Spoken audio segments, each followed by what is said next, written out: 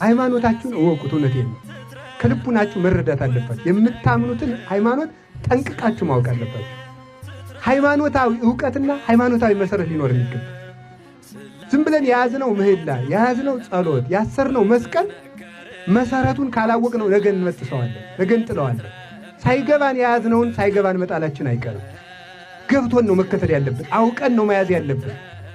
ታዲያ ምንድነው? አኮ ህላዌ ዘያስተጋብኦሙ ለአካላት፣ ባህሪ አካላትን አይሰበስባቸውም።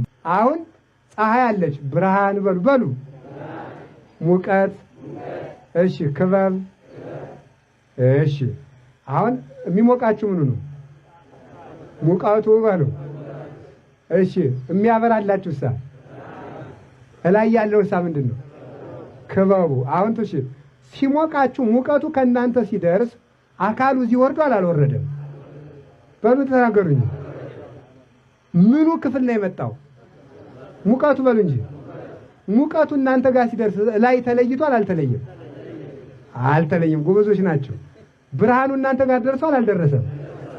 ብርሃኑ ላይ ተለይቷል አልተለየም? አልተለየም። ስለዚህ አሁን በደንብ ያዛችሁት ማለት ነው። ስለዚህ ብርሃን የተባለ ማን ነው? ወልድ በሉ። ሙቀት የተባለ ማን ነው? መንፈስ ቅዱስ። ክበብ የተባለ ማን ነው? ሁሉም የወጡ ከማን ነው? ከአብ። መንፈስ ቅዱስ ከአብ ምን አለ? ሰረጸ ማለት ወጣ ማለት ነው። ወልድ ከማን ተወለደ? ከአብ። ተለይተዋል አልተለየቱም? እዚህሳ ሁሉም ስለመጡ ይቀላቀላሉ አይቀላቀሉም?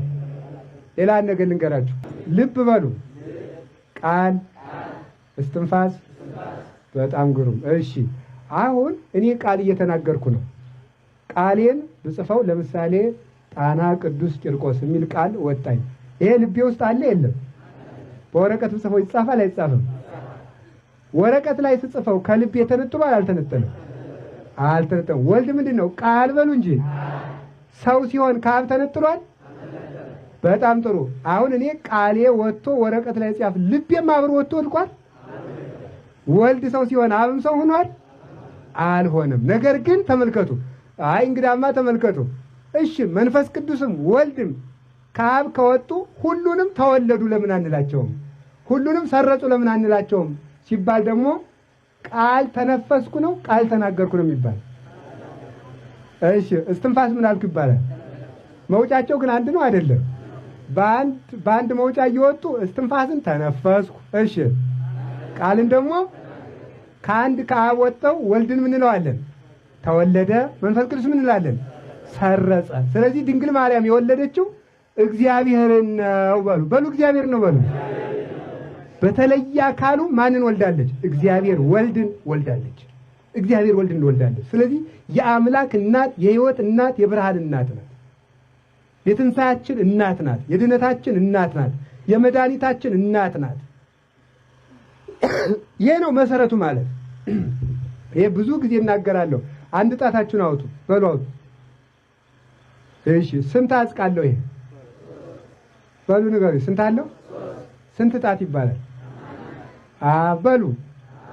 እሺ እሺ። እዚህ ላይ እንኳን ወልድ የመጨረሻው ነው። እሺ እሺ እሺ። እንግዲህ ለሚሄኛውን መንፈስ ቅዱስም አብም እያላችሁ ችግር የለም። ዋናው እዚህ ላይ ነው። እና ስንት ጣት?